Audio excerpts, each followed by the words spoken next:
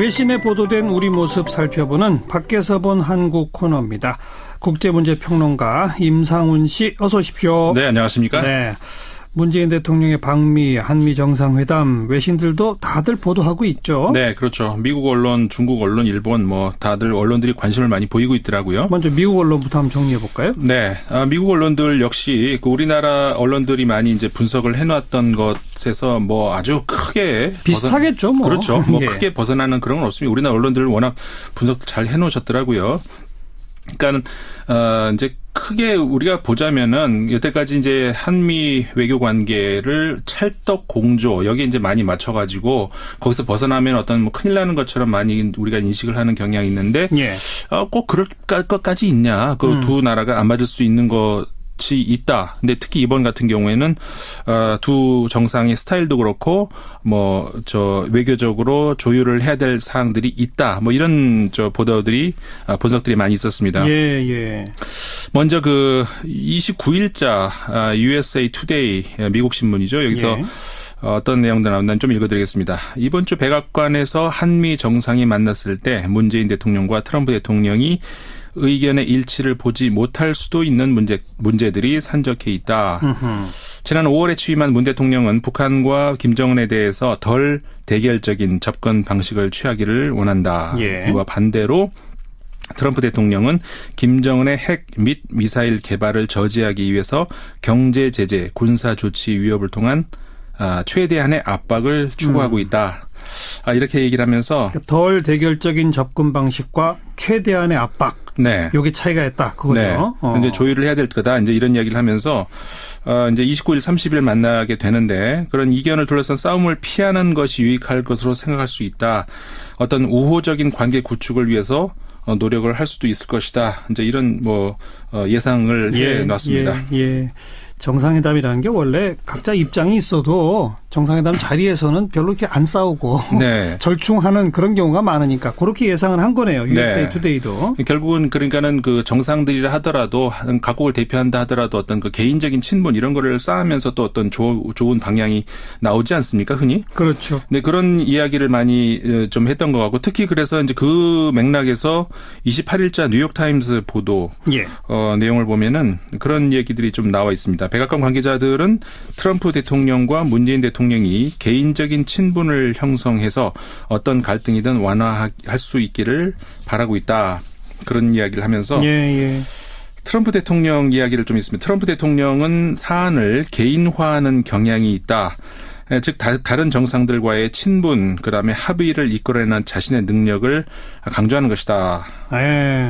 사안을 개인화한다. 네. 예. 그래서 이제 지난 제프리 베이더라고 하는 이제 백악관의 현재 안보 담당 특별 보좌관인데요. 이런 이야기를 한 것을 이제 실었습니다.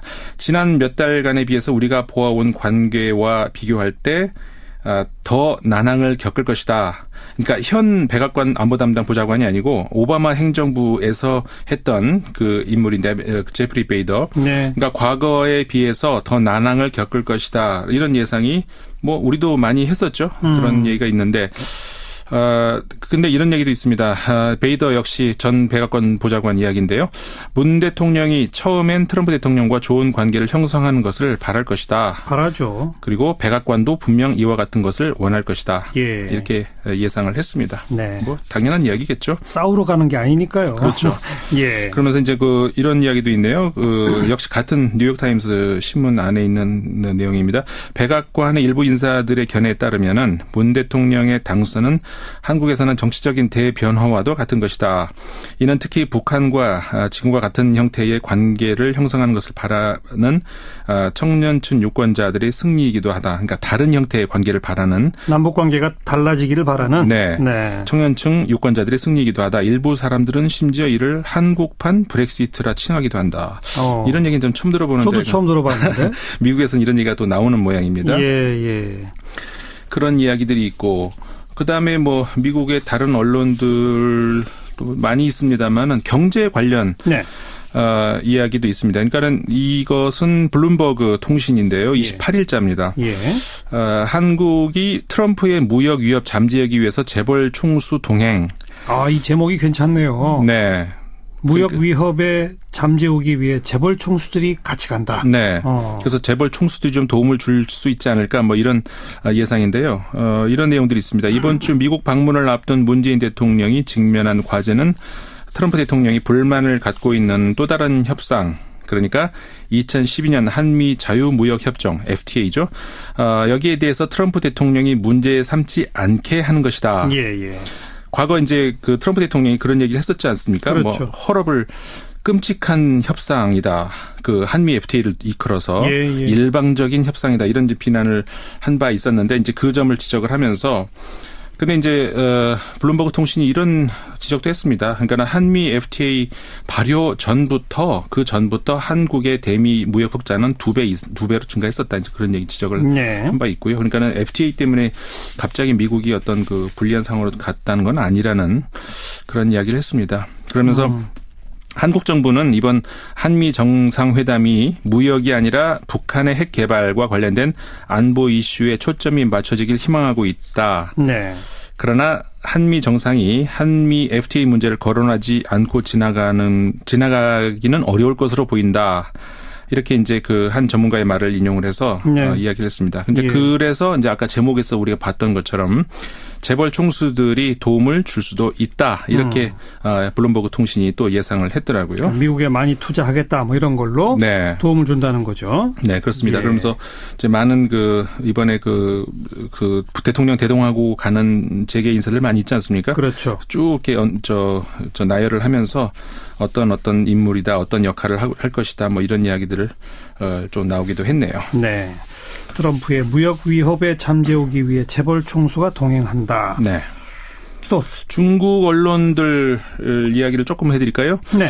그 환구시보 외교 국제문제 전문지죠. 그 핑퐁 외교라는 말을 사용을 했습니다. 과거에 핑퐁 외교 하면은 미국과 중국 사이에서의 그 70년대 그 외교 그렇죠. 우리에서 떠오를 수 있죠. 근데 이번에 그 문재인 대통령이 남북한의 그 스포츠 단일팀 이야기 화두를 꺼내지 않았습니까? 예. 거기에 이제 근거해서 얘기하는 것 같아요. 그래서 제목을 남북 관계 개선을 위한 문재인 대통령의 핑퐁 외교 이렇게 제목을 뽑았습니다. 그러면서 이 평창 동계올림픽에 남북한이 사실상 단일팀을 구성에 참가하자고 문재인 대통령이 제안을 했다. 스포츠를 돌파구로 한반도 핵 문제를 해결해 보려는 것이다.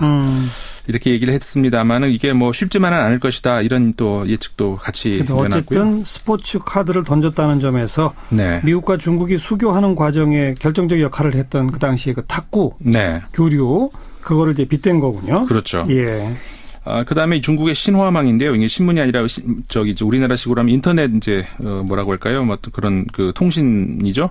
거기서 이제 한 전문가 장둥밍 라오닝 동북아 연구원 원장이 기고문이 하나 있는데 그 이번에 한미 정상회담을 세 가지로 요약을 했더라고요. 근데 정확하게 본 것 같아서 한번 간단하게 언급을 해드리겠습니다. 첫 번째는 한미 동맹 관계 강화를 재차 천명 확인하고 동맹 관계에 대한 그 양국의 새 정부 인식과 실현 방식에 대해서 논의할 전망. 이게 첫 번째. 그다음 두 번째는요. 한미 경제 무역 관계의 투자와 무역 문제에 대해서 언급할 전망이다. 세 번째가 이제 대북 접촉, 그다음에 교류 정책 방안에 대해서 두 정상이 언급을 할 전망이다. 이렇게 하면서 한미 양국이 이제 공동 이익을 공유함과 동시에 구체적인 문제에 있어서는 갈등도 존재한다. 한미 정상회담이 양국 간 공통된 인식을 강화할 수 있을지, 동맹 관계와 한반도 정세에 어떤 영향을 미칠지 여론에 관심이 쏠리고 있다.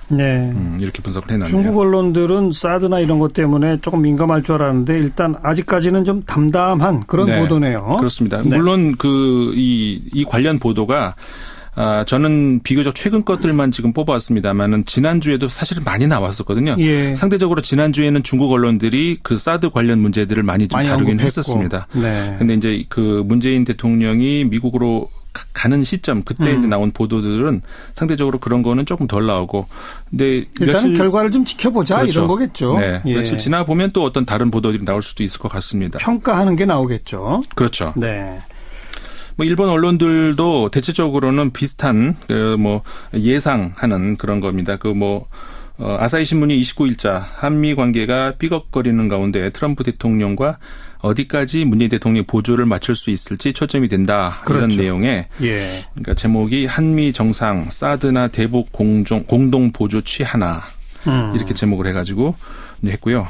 한국 정부는 이번 그 정상 사이에 그 개인적인 신뢰 관계를 구축하는 것이 방미의 최대 목적이다라고 하는 우리나라 정부 관료의 말을 인용을 해서 이번에 뭐라고 할까요? 의미를 자리매김을 하기도 했습니다. 그렇군요. 이번 주말을 지나면 이제 정상회담 결과들이 발표가 될 테니까 그거에 대해서 미국 언론, 중국 언론 또 일본 언론이 어떻게 좀 반응의 차이가 있는지 이런 건 좀 눈여겨볼 필요가 있을 것 같네요. 그렇죠. 이 주말이 지난 다음에 보도들이 좀 우리가 좀 잘 봐야 될 것 같습니다. 그러니까요.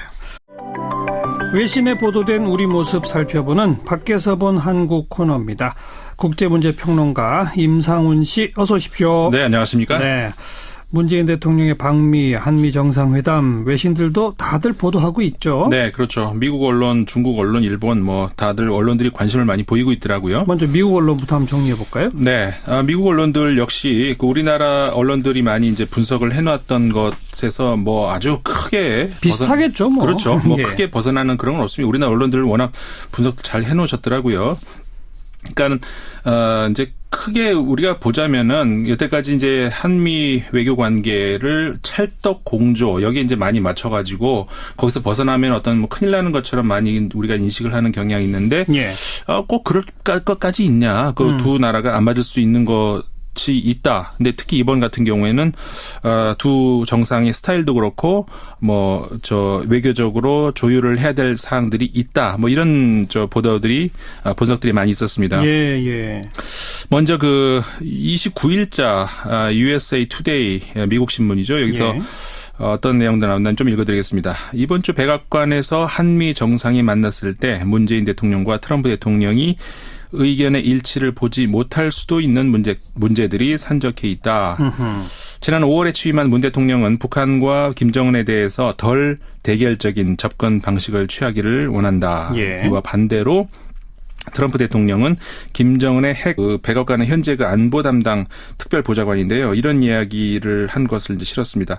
지난 몇 달간에 비해서 우리가 보아온 관계와 비교할 때 더 난항을 겪을 것이다. 그러니까 현 백악관 안보 담당 보좌관이 아니고 오바마 행정부에서 했던 그 인물인데 제프리 베이더. 그러니까 과거에 비해서 더 난항을 겪을 것이다. 이런 예상이 우리도 많이 했었죠. 그런 얘기가 있는데 근데 이런 얘기도 있습니다.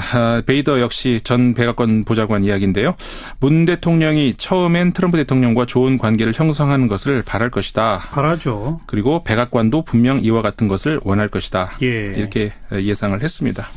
당연한 이야기겠죠. 싸우러 가는 게 아니니까. 이런 거를 쌓으면서 또 어떤 좋은 방향이 나오지 않습니까, 흔히? 그렇죠. 네, 그런 이야기를 많이 좀 했던 것 같고 특히 그래서 이제 그 맥락에서 28일자 뉴욕타임스 보도 내용을 보면은 그런 얘기들이 좀 나와 있습니다. 백악관 관계자들은 트럼프 대통령과 문재인 대통령이 개인적인 친분을 형성해서 어떤 갈등이든 완화할 수 있기를 바라고 있다. 그런 이야기를 하면서 트럼프 대통령 이야기를 좀 있습니다. 트럼프 대통령은 사안을 개인화하는 경향이 있다. 즉 다른 정상들과의 친분, 그다음에 합의를 이끌어내는 자신의 능력을 강조하는 것이다. 사안을 개인화한다. 그래서 이제 제프리 베이더라고 하는 이제 미 미사일 개발을 저지하기 위해서 경제 제재, 군사 조치 위협을 통한 최대한의 압박을 추구하고 있다. 이렇게 얘기를 하면서 덜 대결적인 접근 방식과 최대한의 압박. 요게 차이가 있다. 그거죠. 이제 조율을 해야 될 거다. 이제 이런 이야기를 하면서 이제 29일, 30일 만나게 되는데 그런 이견을 둘러싼 싸움을 피하는 것이 유익할 것으로 생각할 수 있다. 어떤 우호적인 관계 구축을 위해서 노력을 할 수도 있을 것이다. 이제 이런 예상을 해 놨습니다. 정상회담이라는 게 원래 각자 입장이 있어도 정상회담 자리에서는 별로 이렇게 안 싸우고 절충하는 그런 경우가 많으니까 그렇게 예상을 한 거네요. USA Today도. 결국은 그러니까는 그 정상들이라 하더라도 각국을 대표한다 하더라도 어떤 그 개인적인